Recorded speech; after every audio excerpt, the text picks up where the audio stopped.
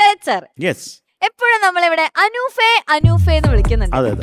നമ്മൾ വിളിക്കുമ്പോഴും വിളിക്കാത്തപ്പോഴും ആവശ്യമില്ലാതെയും ആവശ്യമുണ്ടാവുമ്പോഴും നമുക്ക് മ്യൂസിക് ഇട്ട് തരുന്നുണ്ട്. എപ്പോഴും മ്യൂസിക് ഇട്ട് തരുന്നുണ്ട്. അതും വല്ലാത്ത മ്യൂസിക്. അതെ, പല പല കോഡ്സ്. അപ്പോ നമുക്ക് അനൂഫേട്ടൻ നല്ല അടിപൊളി ഒരു ഗായകനാന്ന് ഞാൻ കേട്ടു. ഞാൻ കേട്ടിട്ടില്ല ഇതുവരെ. എനിക്ക് നേരിട്ട് കേൾക്കണം. ഞാനും കേട്ടിട്ടില്ല. മധുമൊഴിയില്ലാതെ പാടി ഞാൻ കേട്ടിട്ടില്ലേ? ഞാൻ മെസ്സേജ് അയച്ചിട്ടുണ്ടായിരുന്നു. അതിൽ ആ ഭാഗം പാടിയിട്ട് വേറെ ലെവലാണത്. അനൂഫേട്ടാ, നമ്മുടെ കുട്ടികൾക്കും ഞങ്ങൾക്കൊക്കെ വേണ്ടിയിട്ട്, നമ്മുടെ പ്രേക്ഷകർക്ക് വേണ്ടിയിട്ട് അനൂഫേട്ടാ.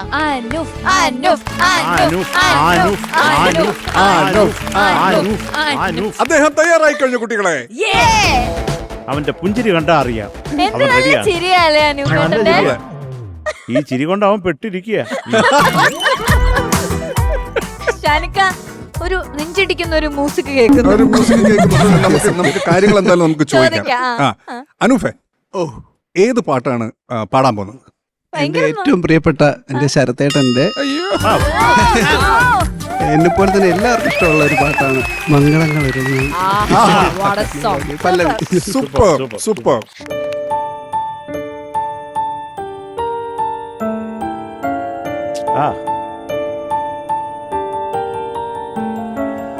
അനുരാഗമോലും കിനാവിൽ കിളിപാടുന്നതപരാധമാണോ?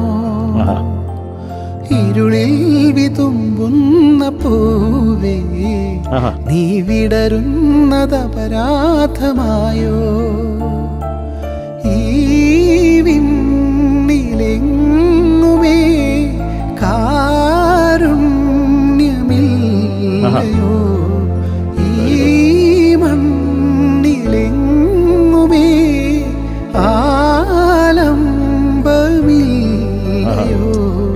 നിഴലായി നിലാവിൻ മാറിൽ വീഴാൻ വെറുതെ ഒരുങ്ങുമ്പോഴും മംഗളങ്ങളരുളും മഴനീർക്കണങ്ങളെ, ശാന്തമായി തലോടും കുളിർ കാറ്റിനീണമേ,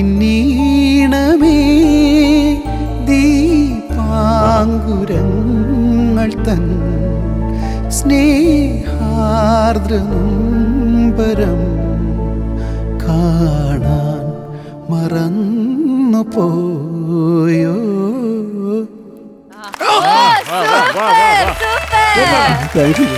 സൂപ്പർ സൂപ്പർ. സിറ്റുവേഷന് പറ്റിയൊരു പാട്ട് വരും. അതെ, അല്ല അനൂഫയുടെ ശരിക്കും അടിപൊളിയാട്ടോ. ഞാൻ ഫസ്റ്റ് ടൈം ആണ് മീറ്റ് ചെയ്യുന്നത്.